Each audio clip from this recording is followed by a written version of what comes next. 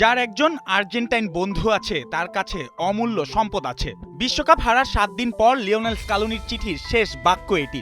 অথচ এই একটি বাক্যের মধ্যেই লুকিয়ে আছে আর্জেন্টিনার পুরো বিশ্বকাপ। বন্ধুত্ব, ভালোবাসা, যন্ত্রণা এবং শেষ বাঁশির পরও একে অন্যের হাত না ছাড়ার গল্প। কাতারে তার হাতেই উঠেছিল সোনালী ট্রফি। 4 বছর পর নিউ জার্সিতে সেই হাতই থেমে গেল বিশ্বকাপ থেকে মাত্র এক ধাপ দূরে। 2022 সালে যে স্কালোনি আর্জেন্টিনার 36 বছরের অপেক্ষা মুছেছিলেন, 2026 সালে তাকেই লিখতে হলো আমি দুঃখিত।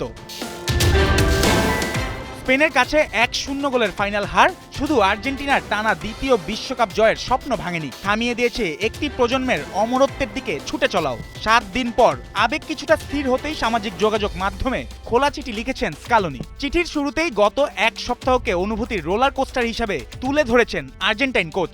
দুঃখের সঙ্গে আনন্দ, কান্নার পাশে হাসি, উৎকণ্ঠার বিপরীতে শান্তি। বিশ্বকাপ পরবর্তী প্রতিটি মুহূর্ত যেন তার ভেতরে খেলছে এক আলাদা ম্যাচ। তারপরই ক্ষমা প্রার্থনা। সমর্থকদের আরেকটি ট্রফি উপহার দিতে না পারার আক্ষেপ জানিয়ে স্কালোনি লিখেছেন, সেই আনন্দ হয়তো কয়েকদিনের জন্য হলেও মানুষের জীবনের কষ্ট ভুলিয়ে দিতে পারত, তবে তার বার্তার গভীরতা ফলের চেয়েও বড়। শিষ্যদের যোদ্ধা আখ্যা দিয়ে স্কালোনি বলেছেন, হাল না ছাড়া, নিঃশেষ হয়ে গিয়েও শেষ শক্তিটুকু ঢেলে দেয়া এবং শরীর সাড়া না দিলেও মাথা উঁচু করে দাঁড়িয়ে থাকাই তাদের সত্যিকারের ট্রফি। জানিয়েছেন, স্ত্রীকে দলের কথা বলার সময়ও তিনি যোদ্ধা নামেই ডাকতেন শিষ্যদের। ফাইনাল ব্যর্থতার দায় নিজে নিয়েছেন স্কালোনি, কিন্তু খেলোয়াড়দের সামনে দাঁড় করাননি কাঠগড়ায়, বরং বাইরের কঠিন সমালোচনা থেকে আড়াল করে তাদের লড়াই, ত্যাগ ও মানসিক শক্তিকেই সামনে এনেছেন। কোচিং স্টাফ, খেলোয়াড়, এএফএ কর্মকর্তা এবং পর্দার আড়ালের কর্মীদের প্রতি জানিয়েছেন কৃতজ্ঞতা। ধন্যবাদ দিয়েছেন সেই সমর্থকদের যারা শিরোপা না এলেও ভালোবাসার পতাকা নামাননি।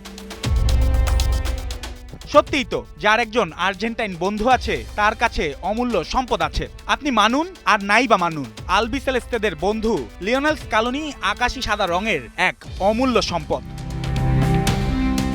জুবায়ের নূর, ৭১।